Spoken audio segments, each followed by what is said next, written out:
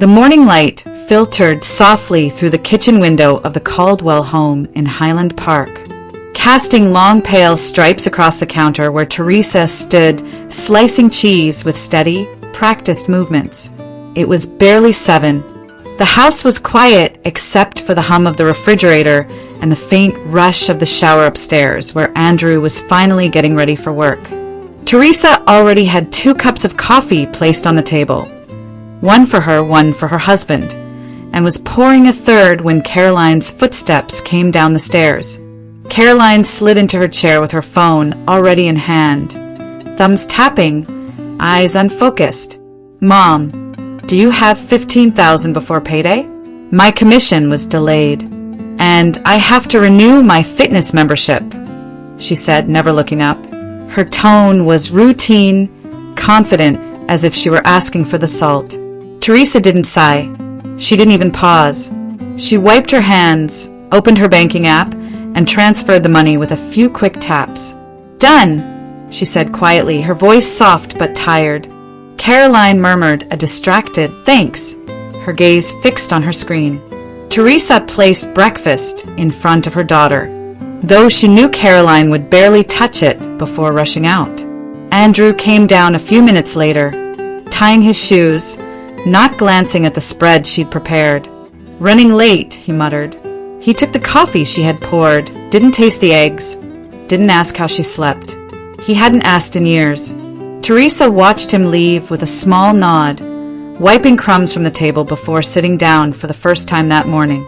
By 8, she was already on her way to the office, blending into the quiet morning crowd boarding the Green Line.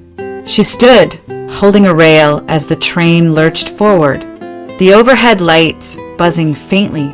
A woman beside her scrolled through pictures of beaches, turquoise water, white sand, palm trees arcing over bright horizons. The images glowed on the screen, and something about them caught Teresa's attention. When she sat down, she pulled out her own phone and opened a travel page she had glanced at days before. Maldives. The same soft blue photographs over water villas, private decks leading down into glassy lagoons. It had been 3 years since the Caldwells had taken a vacation together, and that trip had been to a modest lake cabin up north. Nothing extravagant, nothing restful. Andrew had complained about the drive, Caroline had complained about the mosquitoes, and Nick had disappeared into video games. Still, Teresa remembered a moment, just one, when they'd all laughed over burned marshmallows. It had been a long time since she'd seen that. Maybe a trip could fix things, she thought. Maybe if she gave them something beautiful, somewhere far and calm, they might remember how to be a family again. By the time she arrived at the office downtown, the idea had planted itself firmly in her mind. The day passed in a blur of spreadsheets and client calls. By 6, most of her co-workers had gone home, but Teresa stayed. She always stayed. Extra projects, freelance reconciliations, anything that could bring in a little more income. She needed to check how much she could realistically save. Maldives wasn't cheap, not even close. But if she worked late and cut back on the bathroom renovation she'd been planning, maybe. By 9, she stepped back into the cold Minnesota night and made her way to the train again. Her phone buzzed with small, familiar messages. "Mom, where are the winter coats?" "Mom, can you send $5,000 for a taxi? It's too cold to wait for the bus." "Mom, have you seen my blue dress shirt?" She answered them all with the same tired patience she always carried. When she got home, the house was dark. A note from Andrew lay on the counter. Went to alumni meetup. Back late. The meat he'd said he would thaw was still frozen. The trash hadn't been taken out. The flowers on the table were dry and drooping. Teresa heated a bowl of leftover soup, washed the dishes, folded laundry, and finally sat down at her laptop. She opened a detailed budgeting spreadsheet and began typing. If she tightened every corner, skipped weekends, and accepted a heavier workload, 4 months. She could make it happen in 4 months. The clock read 12:17 a.m. by the time she closed the laptop. Her shoulders ached. Her hands trembled slightly, and her eyes burned with exhaustion. But she allowed herself one last look at the picture of a sunlit villa suspended above impossible blue water. They'll love it, she told herself, and maybe, just maybe, they'll love each other again. For the next 4 months, Teresa's life narrowed into a tight, unforgiving rhythm that began long before sunrise. At 5 every morning, her alarm rang in the dim quiet of the house. She would rise slowly, joints stiff from too little sleep, and head straight to the kitchen to start coffee and boil eggs before anyone else stirred. The house was always a little messy now. Shoes scattered near the entryway, plates left in the sink overnight, laundry piling in corners because no one but her ever seemed to notice. She picked up everything in silence, the motions automatic. By 6, she was already seated at her laptop with a blanket over her shoulders, working through freelance bookkeeping assignments she'd taken on to fill the gap between her salary and the Maldives budget. Her eyes stung from the blue light. Her fingers cramped from long nights of typing. But she kept going. Every dollar mattered. Every hour she worked brought the trip closer. The rest of the house woke gradually. Doors slamming, water running, hurried footsteps. But no one asked why she was already exhausted before the day had even begun. Caroline rarely came into the kitchen for breakfast. She rushed past with makeup half done, shouting from the stairs, "Mom, did you see my black coat? The long one. I swear it was in the closet." A moment later, "Also, can you transfer 1,000? My card is acting up and I need a lift." Nick, still groggy from late night gaming, would wander in holding an empty cereal box. "Mom, we're out of everything again. Can you grab groceries tonight?" He didn't look up from his phone. Andrew left the house the same way he returned, briefcase in hand, distracted, tapping away at emails even during breakfast. He didn't comment on the growing shadows under Teresa's eyes or her increasingly slow movements. If anything, he seemed irritated when she didn't immediately answer a question about insurance forms or the utility bill. Their calls and messages continued throughout her workday. "Mom, do you have my blue shirt? Mom, can you send me $300? It's an emergency. Mom, how do you access the family Netflix? Mom, why isn't the dryer working?" Some days she felt like an invisible switchboard, nothing but a series of buttons to press and problems to solve. Her coworkers noticed she stayed late every night, but they assumed she was ambitious, dedicated. No one saw the faint tremor in her hands when she lifted her coffee cup.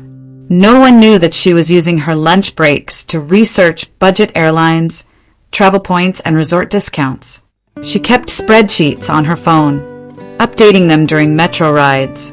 She skipped dinners out with colleagues. She walked home some nights instead of taking the bus to save a few dollars. The Maldives fund grew steadily, painfully. By mid-February, her body began to show the strain. There were mornings when she had to steady herself against the counter before starting breakfast, moments when her vision blurred past the columns of numbers on her screen. The doctor's appointment she'd meant to schedule kept slipping further down her to-do list. She told herself she just needed a weekend of rest after the trip was booked, after she finished this month's freelance work, after she cleaned the house. But weekends never came. Not really. Saturday mornings were devoured by laundry and catching up on errands no one else bothered with. Sundays were for meal prep, organizing the pantry, paying bills. She tried to sit down once, just once, and watch the snow fall outside the living room window. But Caroline barged in asking for cash, and Andrew wanted help with tax forms. And Nick complained the Wi-Fi wasn't working. No one asked how she felt. No one noticed the heaviness in her breath when she climbed the stairs, or the way she pressed a hand to her chest after lifting grocery bags out of the car. When she excused herself early one evening, leaning against the hallway wall because the room had begun to spin, Andrew barely looked up. "If you're tired, go to bed earlier," he said. already returning to his laptop. Teresa nodded, the familiar sting rising behind her eyes. She had been going to bed earlier for months. It simply never mattered. Still, every night at her desk, she reopened the spreadsheet, recalculating, adjusting, pushing herself harder. The Maldives trip was nearly fully funded. Only 2 more freelance projects. Only a few more sleepless weeks. It will be worth it, she told herself. For them, it will be worth it. But her body was quietly warning her in ways she chose not to hear. It happened on a Thursday morning. One of those quiet Midwestern dawns when the house still carried the chill of overnight frost. Teresa was in the kitchen, standing over the stove, whisking eggs the way she did every morning. The pan hissed softly. A faint breeze from the window brushed her cheek. Everything felt ordinary, routine, predictable, almost comforting, until it wasn't. She reached for the salt, her hand steady at first. Then, suddenly, her fingers trembled. The shaker slipped from her grasp, clattering across the counter. She frowned, flexing her hand as if shaking off a cramp. Maybe she had slept wrong. Maybe she had worked too late again. She tried to call out to Andrew upstairs, but the words snagged in her throat, coming out thick and slurred. The sound startled her. She touched her lips. They felt strange, heavy, as if they no longer belonged to her. Her knees buckled. The world spun sideways as she crashed to the floor, her cheek hitting the cold tile. The pan on the stove hissed louder. Her vision blurred at the edges, brightening and dimming in rapid waves. She tried to push herself up, but her right arm wouldn't respond. Her breath quickened, shallow, panicked. "Andrew!" She tried again, but it came out as a broken whisper. Upstairs, she heard footsteps, not running, just regular, unhurried footsteps heading toward the hallway. Then Andrew's voice floated down, irritated. "Teresa, did you burn something again? We're already behind, remember? The Maldives reservations. Did you finish checking the dates?" He entered the kitchen, still adjusting his tie. The sight of his wife on the floor stopped him cold. "Teresa." His voice cracked, fear slicing through the morning's stillness.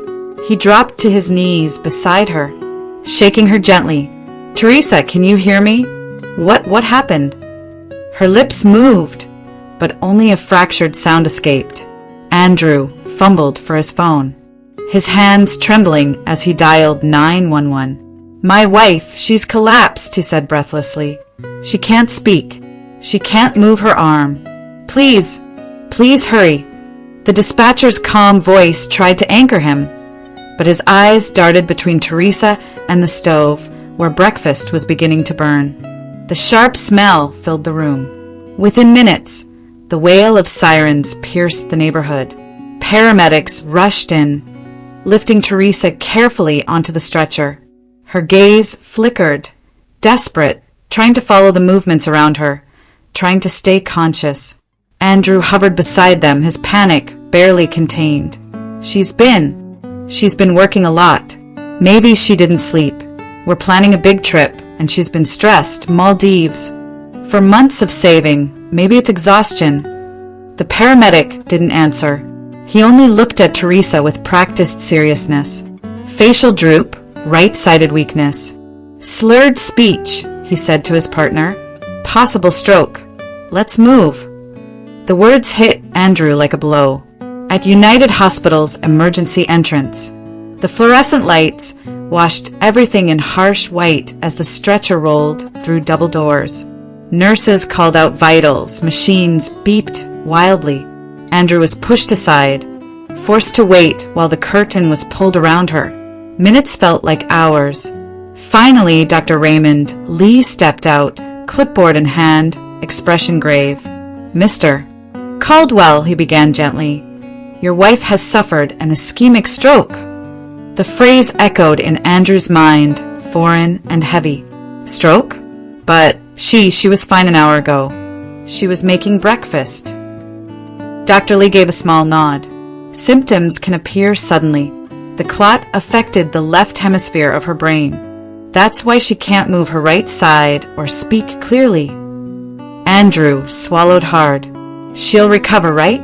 We have plans. We have a trip coming up. She just needs rest. The doctor's tone remained calm but firm. The next 24 hours are critical. She'll be moved to the ICU. Her recovery will depend on how quickly her brain responds to treatment. The curtain pulled back for a moment. Teresa lay pale and motionless, an oxygen tube across her face, monitors tracking each fragile breath. Her eyes fluttered weakly, searching for something familiar. Andrew stepped closer, taking her left hand, the only one that squeezed back. For the first time in years, the house, the money, the Maldives, everything he thought mattered suddenly felt small. But even in that moment, a flicker of worry crossed his features. What would happen to the trip now? What would happen to the plans she had worked so hard to make? Teresa's gaze dimmed as exhaustion pulled her under, and the quiet beeping of the heart monitor became the only steady sound in the room. Teresa had been in the ICU for barely a day when the rhythm of machines became the new soundtrack of her world. Steady beeps, soft hisses, the occasional clip of a nurse adjusting and foreline. She floated in and out of awareness, her thoughts slow, heavy, drifting through a fog she couldn't escape. Late that afternoon, the door to her ICU room slid open and Caroline swept in first, her heels clicking sharply against the linoleum floor. Nick followed behind her, hood pulled over his head, eyes glued to his phone. Andrew lagged last, his expression tight and drawn, though whether from fear or frustration was hard to tell.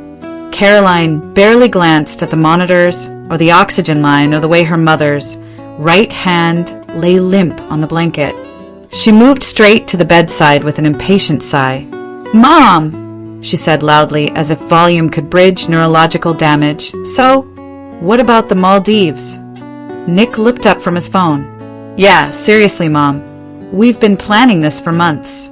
Are we still going? Or what?"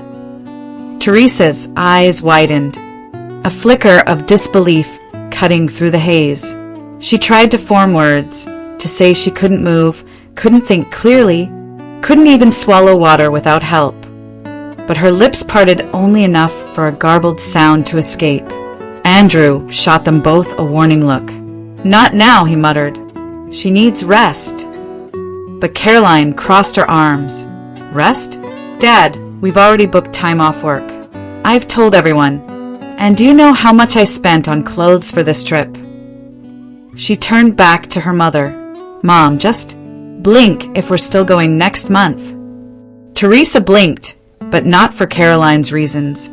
Her vision blurred, her throat tightened, and humiliation washed over her. That was all they cared about. Maldives, clothes, schedules, everything except her.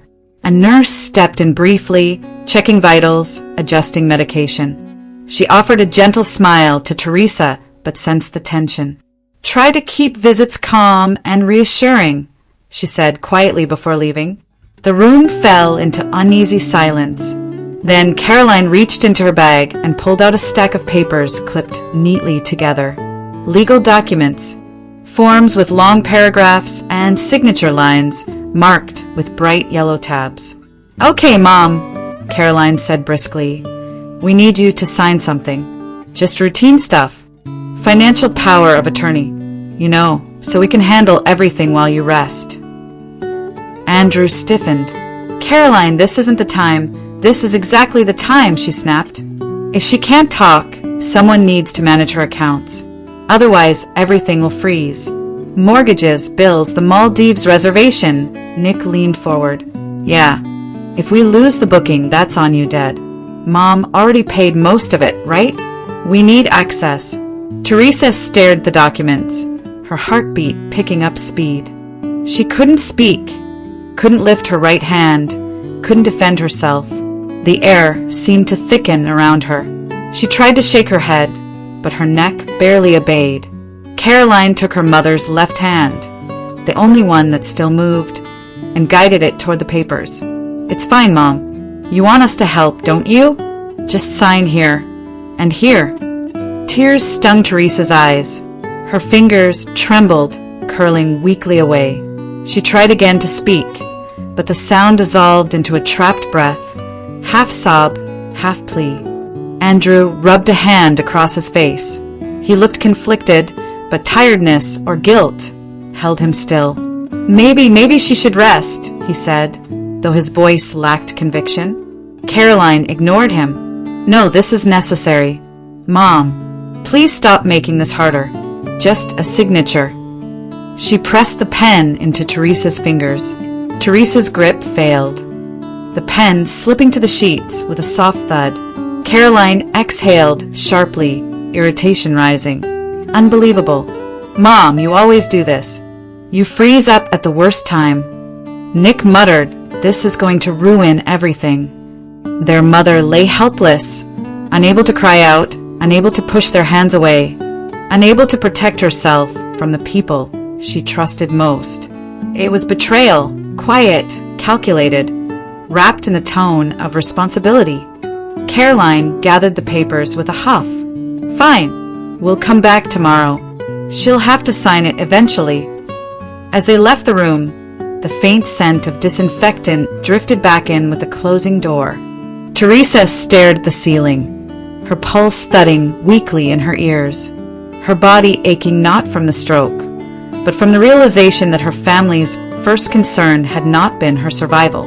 It had been the Maldives, and now control. The soft beeping of the monitor became the only witness to her helplessness. 3 days passed in the ICU, each one blurring into the next beneath the steady pulse of monitors and the sterile scent of antiseptic. Teresa could not tell morning from evening except through the shifting patterns of light that filtered through the blinds. Nurses came and went, Dr. Lee checked her charts with quiet professionalism. She slept in fragments, drifting in and out of a fog that made time feel distant and strange. Her family visited only once during those 3 days.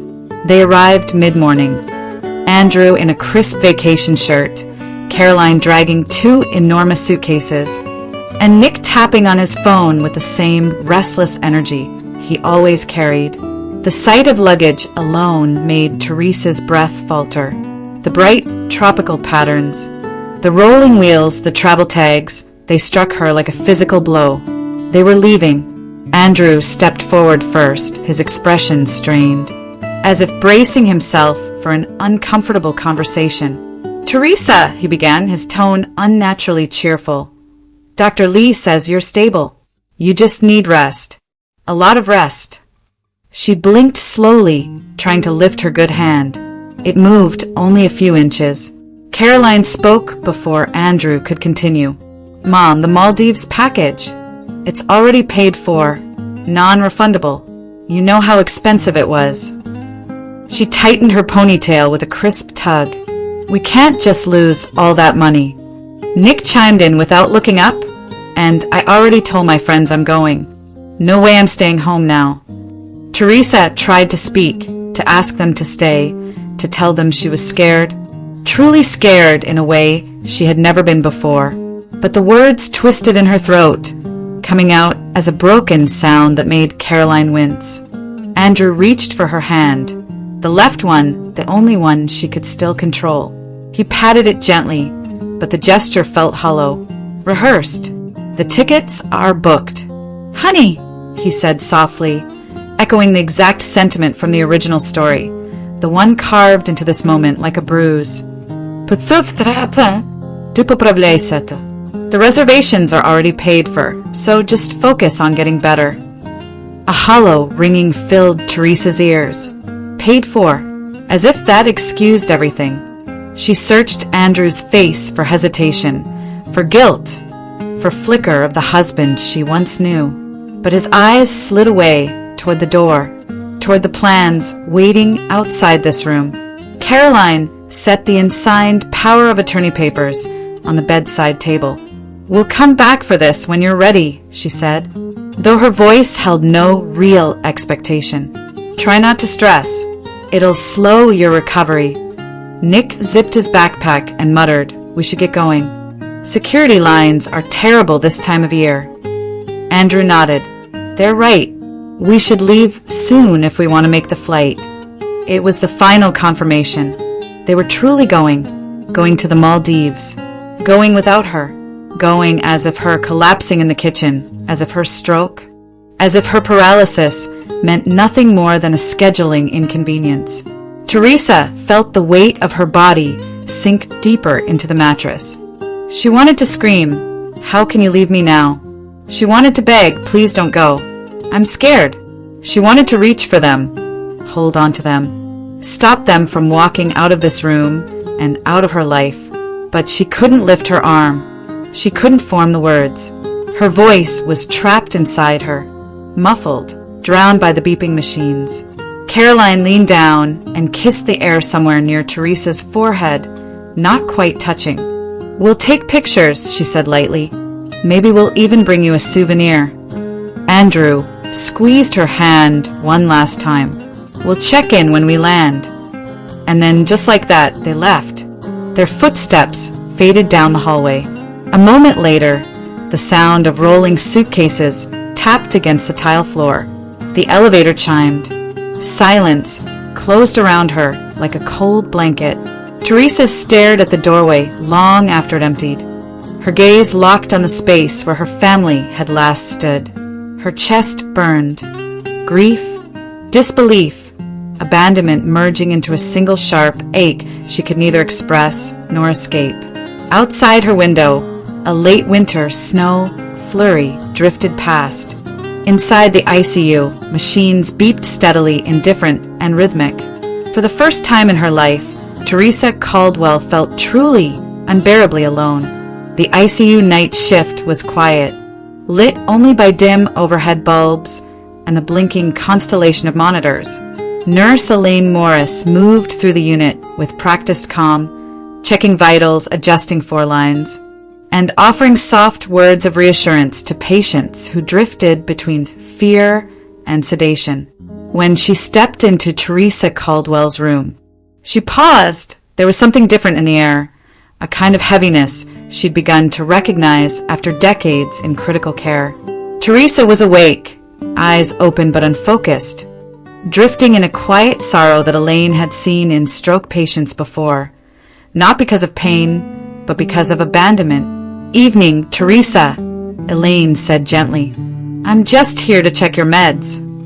As she took Teresa's blood pressure, she noticed the stack of papers left on the bedside table.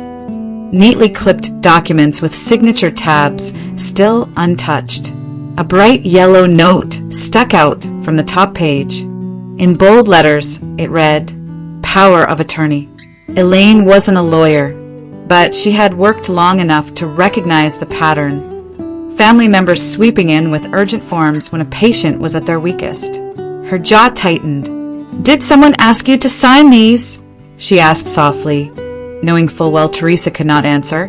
Teresa's eyes flicked toward the papers, then back up, filled with a helplessness that made Elaine's chest tighten. She skimmed the documents. General durable power of attorney, financial authority, transfer rights, immediate effect, no witness signatures, no notary, no hospital advocate present.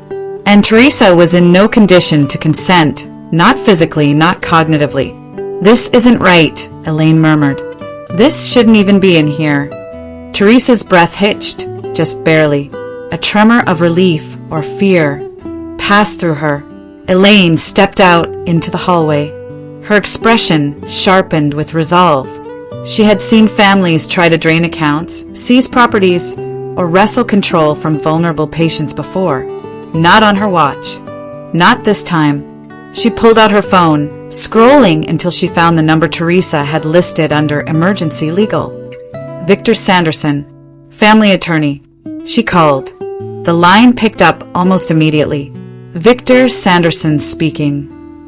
"Mr. Sanderson, this is Nurse Elaine Morris at United Hospital," she said quietly.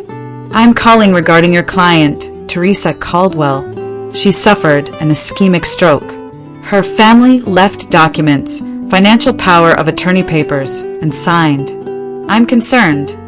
A beat of silence, then a low, controlled reply, "I'll be there in 20 minutes." Victor arrived dressed in a charcoal overcoat dusted with snow, his briefcase in hand, expression severe but focused. Elaine met him outside the ICU doors and handed him the documents. His eyes flashed with something between anger and disappointment. These cannot legally be presented to a patient in her condition. They know that. They absolutely know that. He entered Teresa's room, standing beside her bed with a steadiness that softened the moment. "Teresa," he said gently, "I'm here now. I'm going to take care of this." Tears welled in her eyes. Victor flipped through her medical chart, checking neurological notes, mental status evaluations, and attending physician comments. Everything confirmed what he already suspected. Teresa had been incapacitated at the time her family pushed the documents toward her. He closed the chart firmly. "These are null," he said, "completely void." Elaine exhaled with quiet relief. Victor continued, "And we're going to make sure no one tries this again." He spent the next hour in the hospital's family consultation room, making urgent calls to the county clerk, drafting an emergency revocation notice, moving to freeze any pending POA claims, and notifying the hospital's legal department to block any further attempts. Elaine watched him move with precise, almost surgical anger, controlled, but unmistakable. When he returned to Teresa, he softened again. "You're safe," he told her. "Everything they tried is reversed."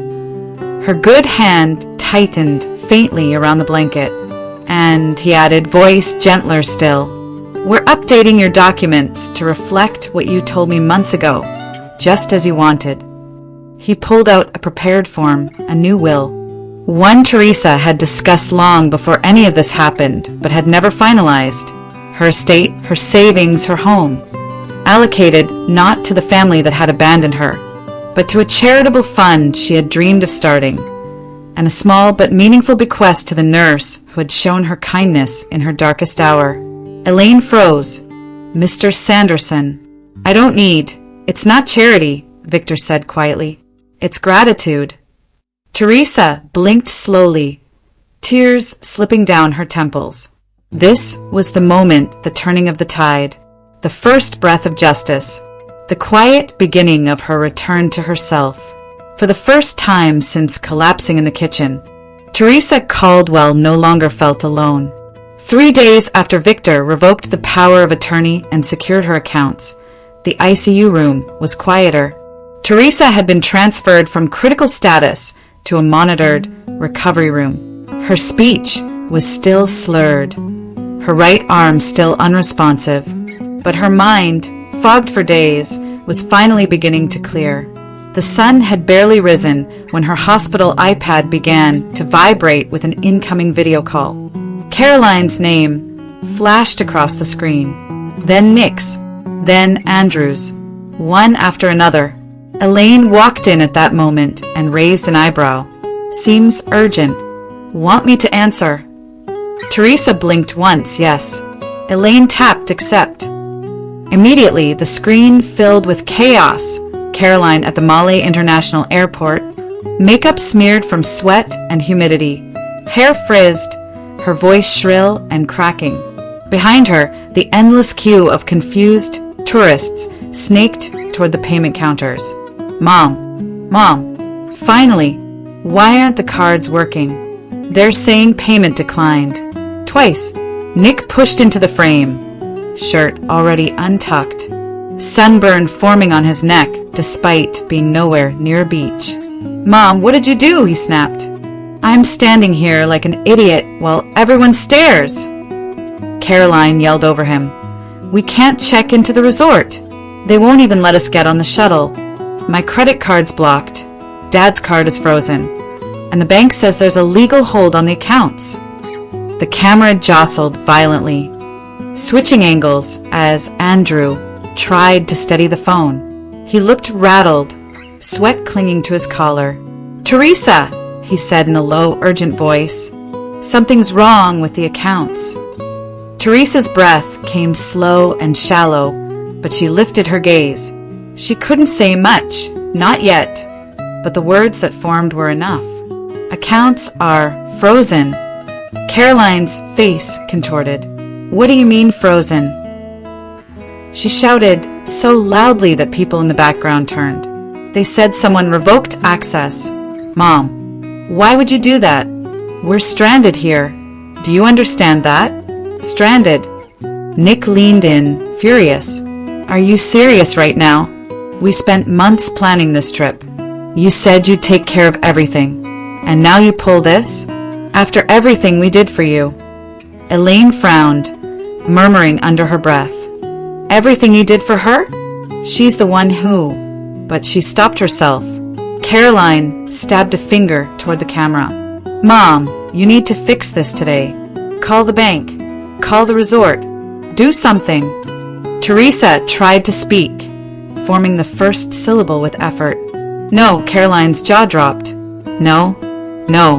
Mom, we are literally stuck thousands of miles from home. You can't do this to us. You're being selfish, Nick finished sharply. Honestly, Mom, this is typical. You always find a way to ruin things. Elaine stiffened, disbelief flashing in her eyes. Andrew swallowed hard. Teresa, we just need the hold lifted. Then we can get settled and figure things out later. Please. Teresa's eyes hardened, not with anger, but with clarity. A clarity she hadn't felt in months. Elaine stepped forward, voice firm but polite. Mr. Caldwell, your wife is recovering from a major ischemic stroke. Her accounts were frozen as a legal protection measure. She cannot make financial decisions at this time. She cannot call banks. She cannot authorize transactions. She is under medical care. Caroline exploded. This is ridiculous. Mom can fix it. She just doesn't want to.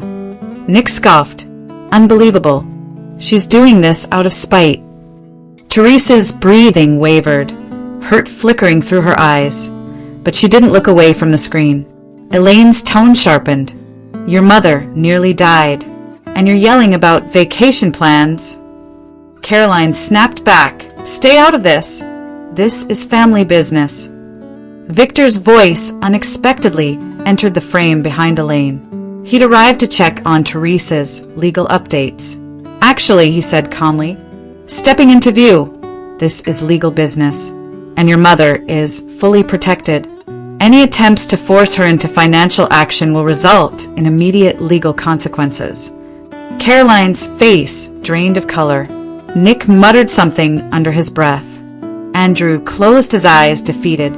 We'll call back, he said quietly, and ended the call. The room fell silent again. The iPad screen went dark, and for the first time, Teresa felt something settle inside her. Not triumph, not revenge, but justice. Quiet, steady, inevitable. Karma had reached the Maldives before they even touched the water. 2 weeks after the Maldives incident, Teresa was transferred from United Hospital to the Courage Kenny Rehabilitation Institute, a place designed for slow miracles where people learned, step by step, how to rebuild the pieces of themselves that illness had taken. The move itself felt monumental. For the first time since the stroke, she wasn't surrounded by alarms and ICU shadows.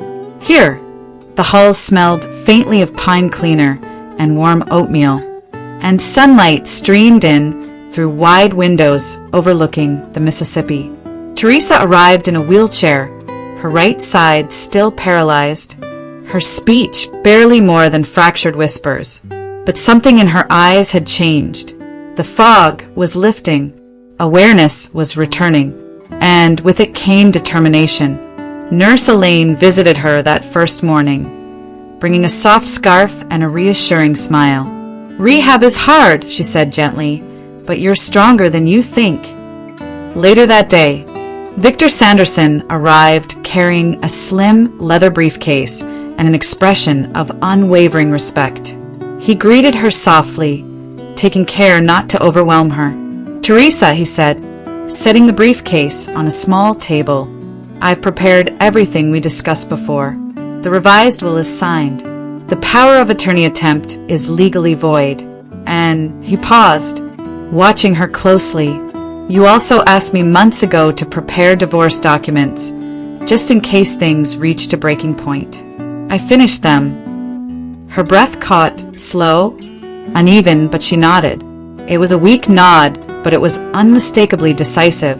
Victor placed the papers before her.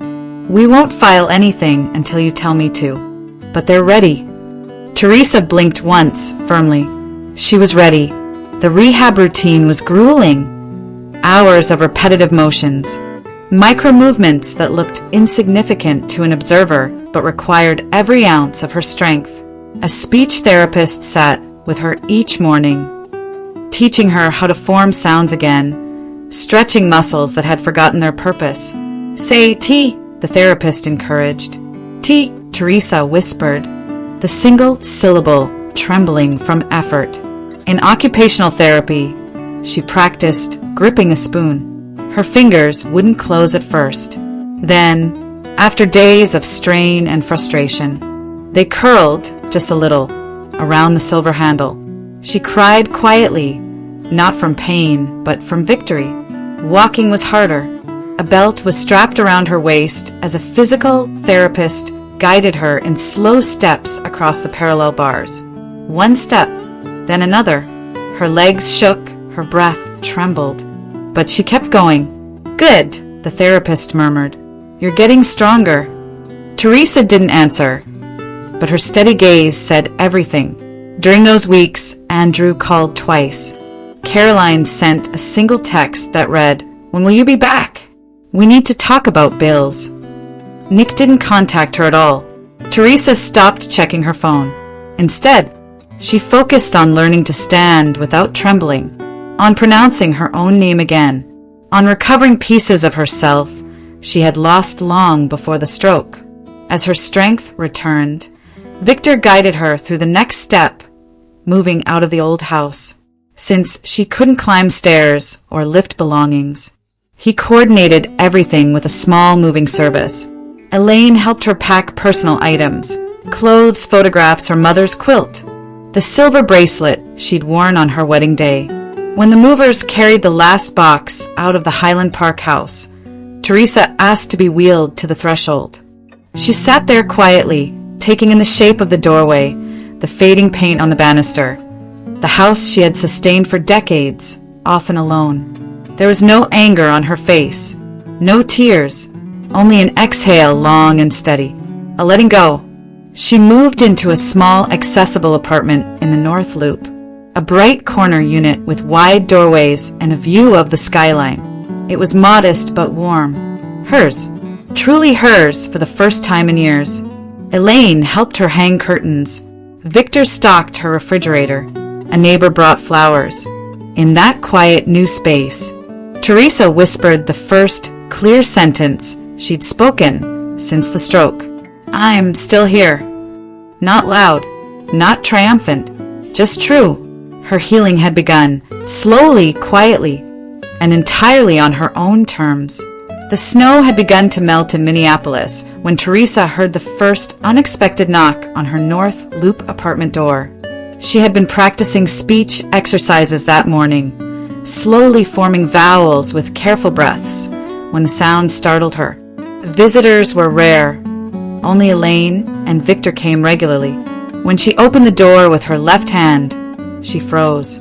Caroline stood there, bundled in an expensive winter coat, mascara smudged from crying, her shoulders shaking with emotion she had never shown before. For a long moment, neither of them spoke. Teresa simply stepped aside, allowing her daughter to enter. The apartment was warm, sunlight falling gently across the hardwood floor. Caroline looked around as if she didn't recognize the space, didn't recognize the version of her mother who lived here now. Independent, quieter, steadier. "Mom," Caroline finally whispered, voice breaking. "Why did you do this? Why did you cut us out?" Teresa sat slowly on the couch, gesturing for Caroline to sit across from her. Her speech still carried the soft slur of recovery, but her words were clear. "You left me," she said quietly. Caroline flinched. "We didn't leave you. We didn't think it was that serious." "You went to the Maldives," Teresa continued, "and asked about the trip." Well, I couldn't speak. Caroline pressed a hand to her forehead, tears welling. "Mom, I made mistakes. I get it, but I'm losing everything. My rent is overdue. The car payment bounced, and the bank says I don't have access to anything. I thought you would understand. You always helped. Always." Teresa's eyes softened, but they did not waver. "I taught you," she said slowly, "that I would fix everything. That was my mistake." Caroline shook her head, voice rising. "So what, this is punishment? This is payback? Mom, I'm your daughter." Teresa exhaled, steady and sad. "I love you, but love doesn't mean I fund your life forever." Caroline covered her face and sobbed, loud, unrestrained, collapsing into herself. Teresa watched, heart aching but resolute. When Caroline finally stood to leave, she paused at the door, eyes red. "I just wanted to understand," she whispered, and then she was gone. 2 days later, before Teresa finished her morning physical therapy, another knock came. This one loud, uneven, impatient. When she opened the door, Nick stood there, backpack slung over one shoulder, hair unwashed, eyes darting nervously. "Mom," he said without greeting, stepping inside. "I need help. Real help." Teresa waited. Nick paced the room, agitation crackling off him. "Look, the Maldives thing wasn't my fault. Caroline handled all the money stuff. But I need cash. I'm trying to get my life together, but everything's a mess." Teresa tilted her head. "Job." Nick stopped pacing. "Mom, I'm 26. I'm trying, but things are rough. Rent is insane. No one wants to hire someone without experience. I need like a buffer, a few months, maybe a year." Teresa looked at him with the same slow, aching clarity she had found in rehab. "You are 26, she said, "not a child." Nick bristled. "You don't understand how hard it is." Teresa's voice remained calm. "I understand more than you think. I worked 3 jobs. I paid for school, for coats, for taxis, for your games, your classes, your rent. You never saw the cost, because I always paid it." Nick's expression flickered. Guilt, frustration, fear. "So you're just going to leave me hanging? After everything?" Teresa inhaled, gathering strength. "I can help you find a job," she said, "but no more money." He stared at her as if she had struck him. "What? Mom, no. I need money now, not some job hunt. I don't even know where to start." "I will help you start," she replied, "but I won't carry you anymore."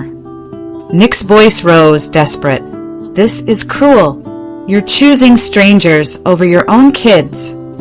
Teresa shook her head gently.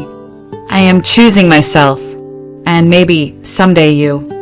For a moment, Nick looked like he might argue again, but something in her eyes, something steady, unmovable, stopped him. He turned, muttering under his breath, and slammed the door on his way out. Teresa remained seated, breathing deeply, not triumphant, not angry, just steady, for the first time in years. She had said no, and for the first time, no felt like freedom. Spring sunlight spilled across the bedroom floor of Teresa's North Loop apartment, a soft golden wash that made the space feel warmer than the lingering chill outside. Teresa stood in front of the full-length mirror, her left hand smoothing the front of a new dress, a simple knee-length navy wrap dress with light fabric that moved gently when she turned. She had chosen it carefully, wanting something elegant but comfortable, something that made her feel like the version of herself she was slowly rediscovering. Elaine sat nearby on the edge of the bed, lacing her shoes. "You look lovely," she said warmly. "Not too formal, not too plain. Confident." Teresa's lips curved into a small smile. Speech still required effort, but expression came easily now. Today was the opening ceremony of the new Life Center, the nonprofit program funded through Teresa's revised will, though she preferred not to think of it as a future inheritance, but as a legacy she was building while still alive. The center would offer post-stroke recovery support, counseling for caregivers, and financial guidance for patients blindsided by medical crises. Quiet work, necessary work, work fueled by her own journey through abandonment and rediscovery. Victor arrived a few minutes later, carrying a navy blazer for Teresa. "Thought you might want this," he said, handing it to her. "The forecast says it'll be cool near the river." Teresa nodded gratefully and slipped it on. The dark fabric contrasted softly with her light gray scarf, Elaine's gift from rehab. The scarf rested over her shoulder like a reminder of the people who had stood with her when her family hadn't. The drive to the center took them through downtown Minneapolis, past the river glinting under spring sunlight and the slow bustle of weekend pedestrians. When they reached the small, renovated building facing a quiet street near St. Anthony, Maine, Teresa paused outside the entrance, reading the sign for the first time. New Life Center, support for stroke survivors and families founded by. Teresa Caldwell, her chest tightened, not with pain, but with something blooming and warm. Inside, volunteers were arranging chairs, checking microphones, and placing brochures on buffet tables. A bouquet of soft white tulips, her favorite, sat on a small podium at the front. Light streamed through the tall windows, casting reflections along the polished wood floor. The brightness made her eyes water. She wasn't alone in the room for long. A hesitant knock sounded from the doorway. When Teresa turned, Nick stood there, hair trimmed, shirt clean, posture subdued. Not the frantic young man who had burst into her apartment weeks earlier, but someone softer, smaller, humbled by consequences he once thought would never touch him. "Mom," he said quietly. Victor and Elaine stepped aside, giving them space. Nick approached slowly, hands trembling just a little. I'm sorry." His voice broke. "For the Maldives, for yelling, for asking for money, for everything. I didn't understand what you went through." Teresa studied him, her expression unreadable but calm. Nick swallowed hard, gaze dropping. "I got a job," he said, forcing a small, hopeful smile. "Warehouse work. Night shifts. It's not much, but I'm trying." A long breath passed between them. Teresa reached out with her left hand and rested it briefly on his arm. A gesture of acknowledgement, not reconciliation. Not yet, but recognition of his effort. "I'm glad," she whispered. Nick blinked rapidly, as if expecting more, expecting the old pattern of rescue.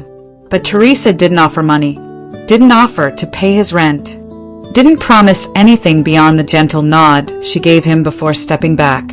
She was choosing peace, not rewind, acceptance, not erasure, a line drawn with kindness, not obligation. Nick exhaled shakily. "I'll see you soon." Teresa nodded once. "Yes." He left quietly, shoulders hunched but lighter somehow, as though the world had shifted beneath him in a way he finally understood. Victor joined her at the podium a few minutes later. "Ready?" Teresa inhaled slowly, feeling the steady rise of her breath, something she had relearned the hard way. She lifted her chin. "Ready." Guests began to gather, doctors, neighbors, rehab therapists, volunteers. No family, but she didn't look for them. Today wasn't about who hadn't shown up. It was about who had, and who she had become. She stepped to the podium as the murmurs died down. Sunlight poured across her face through the tall Minnesota windows, haloing her in a soft glow. Her reflection flickered faintly in the glass. Stronger posture, clearer eyes, gentler features, a woman rebuilt from quiet courage. Teresa placed her hand on the podium, steady and sure. This wasn't revenge. This was reclamation, a life rewritten, not with anger, but with clarity. Outside, the spring breeze rustled the tulips. Inside, the light deepened across the room. Teresa Caldwell began to speak, and the new life center opened its doors, a testament to survival, dignity, and the quiet victory she had earned.